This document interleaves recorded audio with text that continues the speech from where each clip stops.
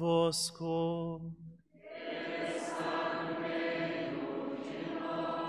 Proclamação do Evangelho de Jesus Cristo, segundo Mateus.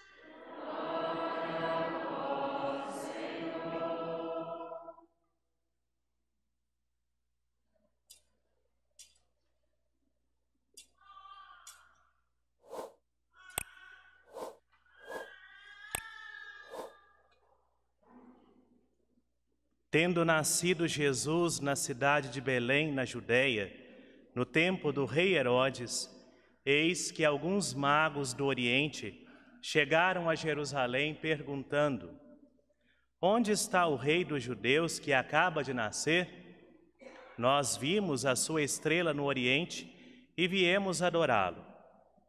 Ao saber disso, o rei Herodes ficou perturbado, assim como toda a cidade de Jerusalém.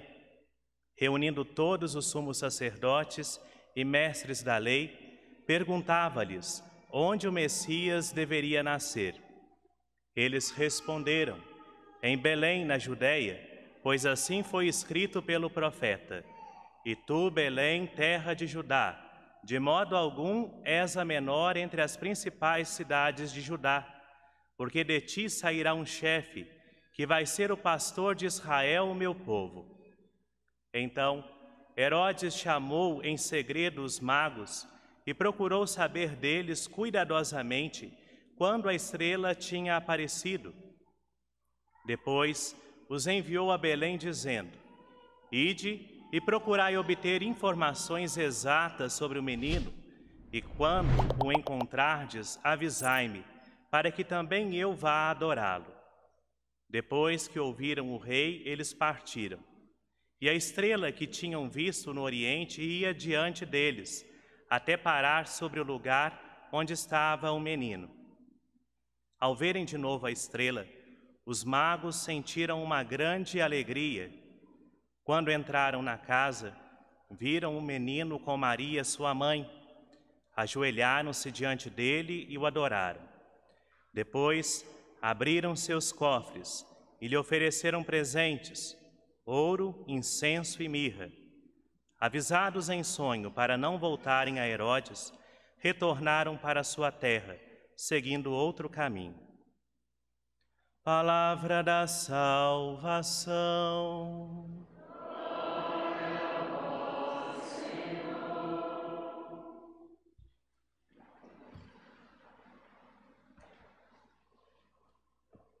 Prezadas irmãs, camilianas, prezados seminaristas, povo aqui na igreja, rádio ouvintes também nos acompanhando de casa, as pessoas que nos acompanham pelas mídias da paróquia. Este ano litúrgico está nos apresentando festas que estão muito próximas, como aconteceu no Natal, né? A festa da Sagrada Família, a solenidade da Sagrada Família, que foi logo após o dia do Natal. E hoje, dia 1º de janeiro, a igreja celebra dia da Mãe de Deus, Santa Maria, Mãe de Deus.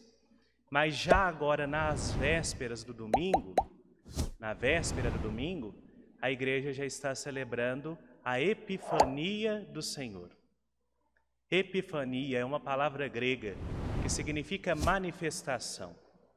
É a manifestação de Deus a todos os povos. Ele que se apresenta como luz das nações. Então vejamos o que a liturgia quer nos ensinar. Primeira leitura, livro do profeta Isaías. O contexto dessa leitura, só para que nós entendamos o que o profeta está querendo nos dizer, é o seguinte: nós já meditamos muitas vezes aqui.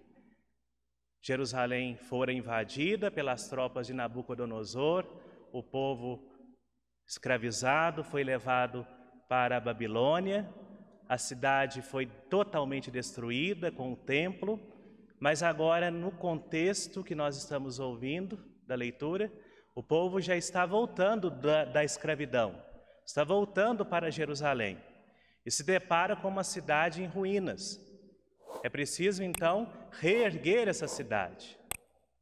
E aí que o profeta, como um poeta, ele se lembra de como era a cidade, de como Jerusalém ficava bonita quando o sol batia na pedra, naquelas pedras claras das construções de Jerusalém, e a cidade ficava parecendo uma cidade celeste, uma cidade iluminada. E aí, o profeta, inspirado nesta paisagem, ele vai anunciar ao povo que uma outra luz virá para iluminar a cidade, uma luz salvadora. E essa luz atrairá todos os povos para aquela cidade. Todas as nações se voltarão para Jerusalém. Paralelo aqui que nós podemos fazer, que o profeta está dizendo, é o nascimento de Jesus. Jesus é a luz que ilumina a nossa vida. Jesus ilumina as trevas que às vezes nós nos envolvemos pelos nossos pecados. E agora podemos fazer um exame de consciência, né? Quais são as trevas que escurecem a minha vida? Quais são os caminhos escuros que talvez eu tenha trilhado? Estamos agora iniciando um ano, há um novo ano, há uma nova chance de caminharmos juntamente com Deus, com esse Jesus que ilumina a nossa vida. Quais são os pecados que nós devemos deixar para trás com o ano que se acabou? Deixemos que a luz de Jesus ilumine a nossa vida. Ele veio para todos.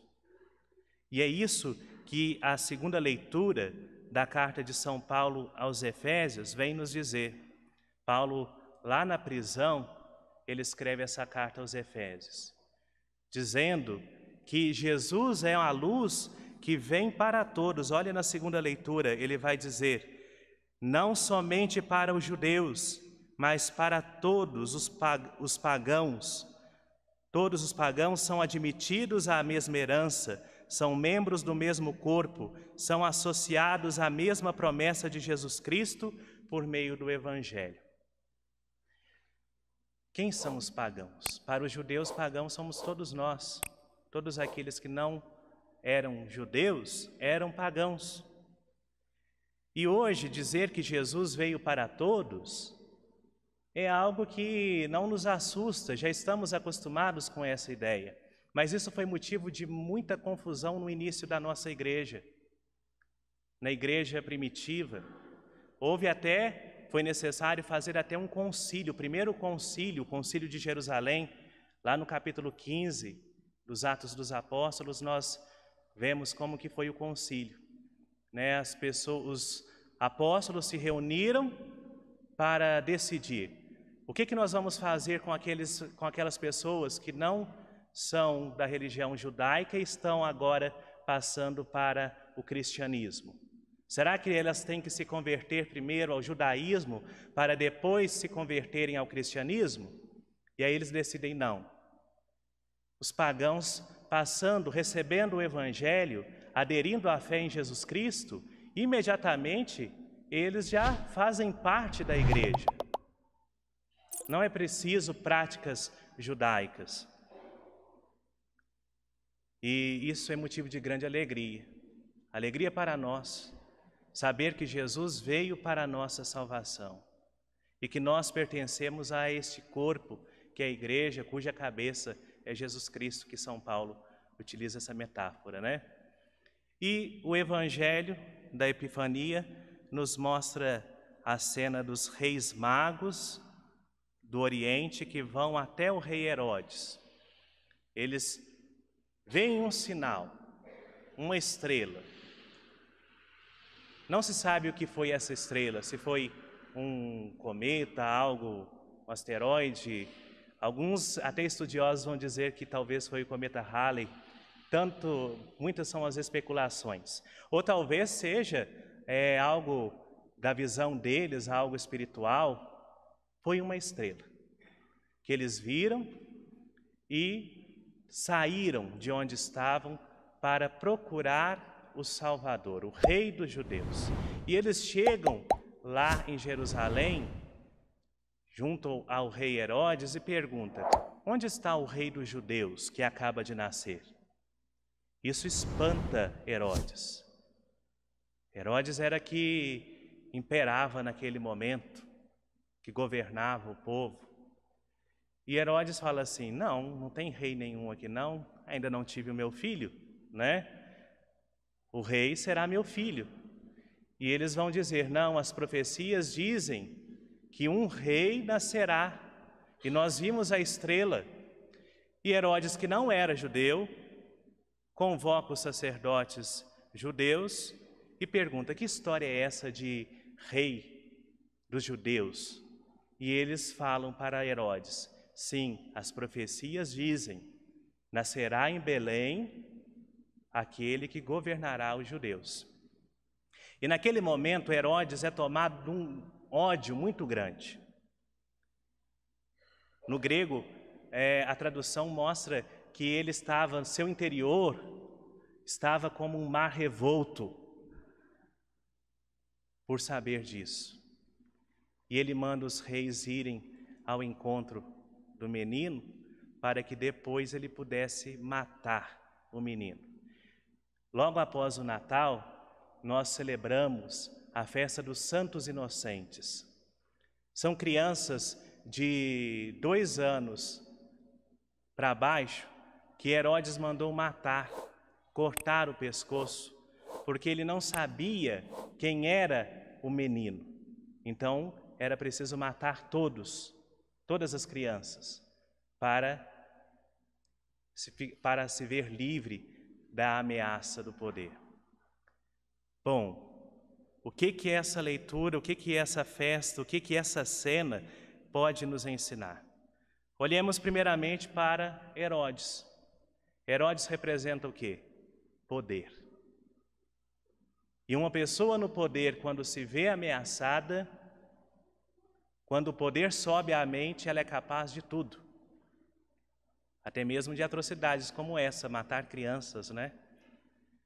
Devemos tomar muito cuidado com o poder.